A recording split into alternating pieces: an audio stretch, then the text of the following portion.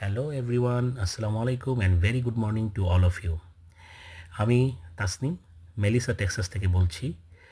আজকে আপনাদেরকে নিয়ে যাচ্ছি মেলিসা থেকে আরভিং যাওয়ার পথে এই বরফের যে তৃতীয় দিন স্নোফল পড়ার যে তৃতীয় দিন থার্ড ডে, সেটার কিছু অংশ আপনাদের দেখাচ্ছি।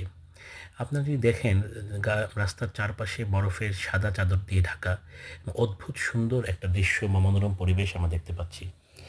ইন্টারেস্টিং ব্যাপার হচ্ছে, দেখেন রাস্তার মধ্যে বরফ নেই, বিকজ মিউনিসিপ্যাল সিটি কর্পোরেশন তারা ক্লিন করেছে এবং তারা সল্ট দিয়েছে যাতে করে দ্যাট কারগুলো যেন স্লিপারি না হয়।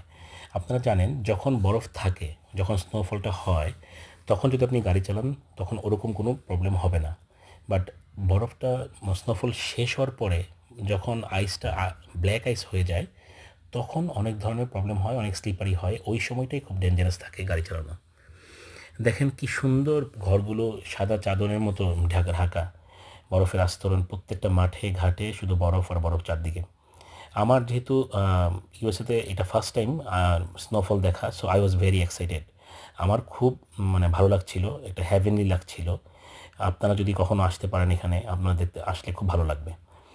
তো আজকে এ পর্যন্তই, আবার নতুন কোনো ভিডিও নিয়ে আসব, এবং সেই পর্যন্ত আপনারা ভালো থাকুন, সুস্থ থাকুন, নিরাপদে থাকুন, এই কামনা করে এখন পর্যন্ত এটাই শেষ করছি। ও, যাওয়ার আগে শুধু একটুকু বলছি, অবশ্যই আমার চ্যানেলটা সাবস্ক্রাইব করুন। আমি জাস্ট শুরু করলাম, এবং আমি চাচ্ছি যে এই চ্যানেলের মাধ্যমে আপনাদেরকে নতুন নতুন কিছু ইনফরমেশন দেওয়া এবং সুন্দর পরিবেশগুলো, সুন্দর জায়গাগুলো দেখানো, এবং আরও কিছু কন্টেন্ট নিয়ে আসবো ইনশাল্লাহ। ভালো থাকবেন।